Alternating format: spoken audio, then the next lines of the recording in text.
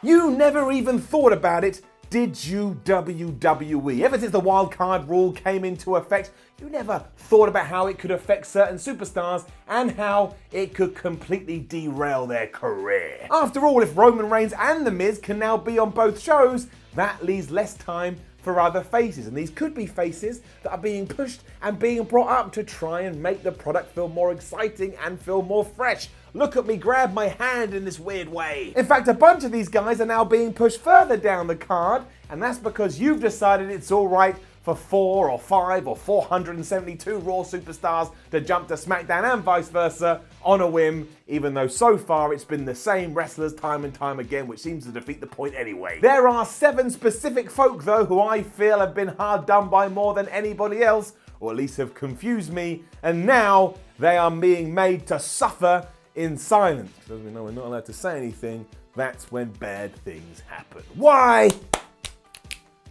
Here's why. See? It's getting weird up in this house.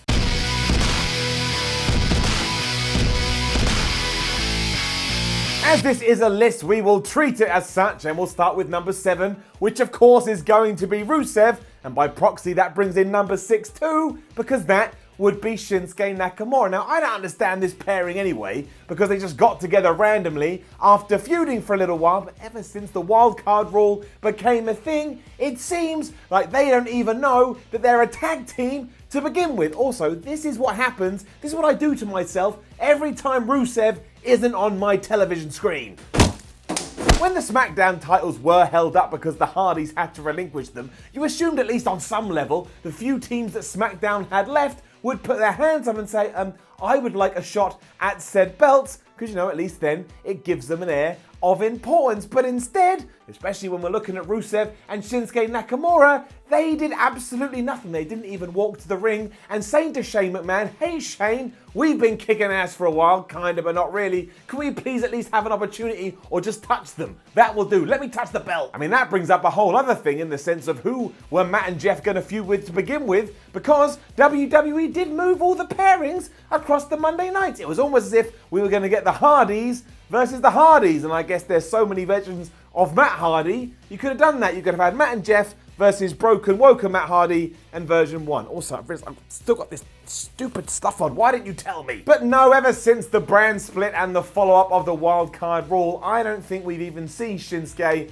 or Ruru on the TV. And again, that made me even more mad where Daniel Bryan and Rowan, who aren't even a damn team, were able to get their hands on the titles. That also blew my brain. I understand a lot of stuff are blowing my brain today where really it's on me and I should get used to it, because if Shane McMahon is the person giving out the championship, which he was about to do to Daniel Bryan and Rowan, why didn't he give it to the B team? The B team were like his boys, were his backup for 3 weeks. They got nothing. Literally nothing. My brain only has so many cells for thinking though, so I'm going to take this information and chuck it over there into the bin. And now what we have to look at is how on earth are Rusev and Nakamura going to make it back on to SmackDown, given that we have no idea how many people are going to shift across from Raw every week. It was hard enough to begin with, as we know. I mean, how many times and ups and downs before we got into this crazy situation where we're asking, well, where's Shinsuke and where's Rusev? And now that's just going to get even worse. The Usos are featured more on SmackDown, which is cool, by the way, because I think Jimmy and Jey Uso are probably the best tag team in the world, but they have featured more on SmackDown and Raw than Rusev and Nakamura have been able to do on one of the shows. And that's a whole thing. That's a whole problem. This is why we should really be down on the wild card rule, because those people that were already like getting buried under a bunch of rubbish and having to suffer in silence, which we'll get to in a second, now have even more obstacles to try and overcome, my word. Plus, you put them in the non-title match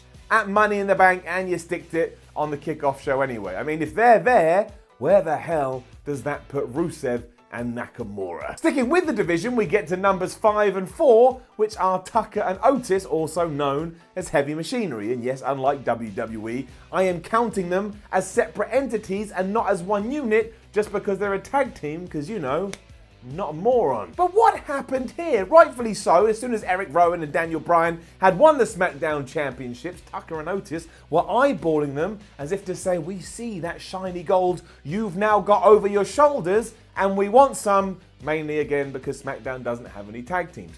But what did they do the following week? Absolutely nothing, because once again, the wildcard rule came into effect and we focused on what the Usos were doing instead. And just to reiterate, yes, they're brilliant, love the Usos, woo-hoo-hoo. But does that mean now, as a fan, I'm just meant to think that Heavy Machinery's main beef with them was, well, we know that Daniel Bryan doesn't like meat, and we do like meat, so we're going to go and look at him just so he knows that we're going to eat meat, and that he's a vegan, and we don't like it.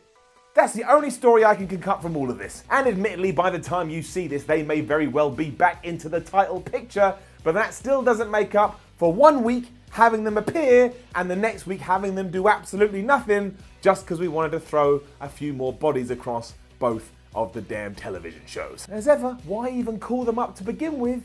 You knocked them off their perch before they even had a chance to climb up anywhere. 3 and 2 also kind of merged together because there was a bit of a buzz once the Superstar shakeup was over and done with. Because I know I was quite excited to see the fact that Cedric Alexander and Buddy Murphy were being escalated, or I guess promoted, from 205 Live to have a shot on Raw and SmackDown. I was doubly excited when Cedric Alexander had a match against Cesaro, and it was pretty damn good. And the commentators let us know we should keep our eye, this one right here, on Alexander, because he's got a bright future. Well, clearly I have no idea what bright future means, and if I looked it up in the WWE dictionary, it would read, you'll have one match and then you'll vanish into dust, because yes, once again, we haven't seen him. As for Buddy Murphy, he's involved in some brand new segment that we've come up with, which is exclusive to WWE.com. That's what Buddy Murphy does. So technically he's not even on SmackDown, he's exclusive to WWE.com. And he comes out and he cuts a promo and they put it on the website, but we don't get to see it on TV. So unless you are looking at every single piece of content that WWE puts out there, he doesn't exist. It kind of makes you think that they would have been better off staying on 205 Live, because at least then they'd be on television every single week, or at least a version of television. Because now, even if we step into an alternative reality, let's do it. Look, I'm going to step in. Oh, and there's Thanos, and he's got his Infinity Stones, and he's clicking his fingers. How are they meant to get involved in any kind of meaningful feud when someone like Elias is coming from both Raw and SmackDown? He's just taken up too much time, and Elias is just an example. You can throw a handful of guys in there. The point is, it ain't Buddy Murphy and it ain't Cedric Alexander. And before all of this, someone clearly wanted to focus on them a little bit, because that's what we did. Allowing your top stars to do this is making everyone else suffer, and they're having to do it in silence. And the main reason they're having to do it in silence is if you don't, you get Luke Harpered. And let's not forget what happened to him. I bet everyone now is just like, shh, don't say anything. If we complain, we'll be stuck in the system forever. Which brings us to number 1, which is both quite surprising and not really that surprising at all. It is Jinder Mahal. I'm really proud of myself because that rhymed, it wasn't meant to. The real fascinating thing with Jinder is that 18 months ago, he was the WWE champion. The WWE champion. I mean, who else can you compare that to? In November 2017, I know there's a bunch of controversy there, but towards the back end of that year, he was holding that title aloft. He loses it to AJ Styles, and here in May 2019, somebody doesn't even remember to book him on the damn product. He is officially a ghost, and in fact, he better hope that's his new gimmick, Jinder the Ghost Mahal, because as we know, you're not able to see a ghost unless they want to be seen, and in that sense, he's actually being used very well, because I don't ever see him. It also doesn't seem like there's any major plans for him, because WWE has separated him from the Singh brothers, and they're now on 205 Live, and when I was double checking that fact, I also read that Jinder has been put on SmackDown. I had no clue. And if that doesn't sum up the Superstar shakeup and how botched it was this year, I don't know what does, aside from the fact that 2 weeks later we were doing a wildcard rule. That's probably all the botched details that you need to know. There's just no solid lines anymore, and it's all chaos and it's all madness, and that is the last thing that WWE need right now. They need stability and they need sense. Somebody please give them some sense. So yes, there will be more individuals, of course, but before all of this happened, I did think that WWE had some interest in these people, and that all fell apart as we continue to blur the lines. It must be really scary being a non-top guy in WWE right now, because you just don't know what the future holds. There is no structure week to week, so even if you do get told, Mojo Rawley, we're going to involve you in a big storyline, you can't trust it because you've already seen what can happen. Going back to that Thanos stuff again, it can vanish in an instance, it is inevitable. I mean, Rusev came out on a tank at WrestleMania, a tank for goodness sake, and now I don't even know where he is, and that breaks my heart. What am I meant to do? Somebody stabbed me in the eye. That's right, I need to come up with a big thing and just stab me right in it, and hopefully then I'll wake up and realize what's actually important in life, which is being healthy, happy, and putting a smile on your face. Also realize I just throw Lana into that as well, but I kind of feel like Lana had already been given up on by WWE long before we got to this stage, and that sucks too. But hey, I don't write storylines. If I did, I'd probably be rubbish at it as well. Doesn't mean I can't sit here and watch what they are doing and go, I do not get it.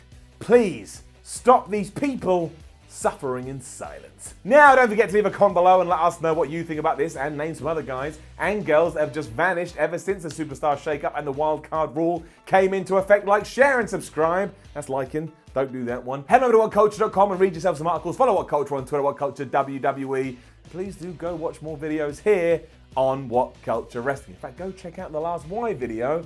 I'm really proud of it. It's called Why Triple H is Frustrated with Vince McMahon right now. My name is Simon Miller. Thank you very much for watching What Culture, and I hope you have a damn good time doing whatever is in your current plans. Even if you're just sitting down to read a book and drink a cup of cocoa, do it with pride, and do it with glee.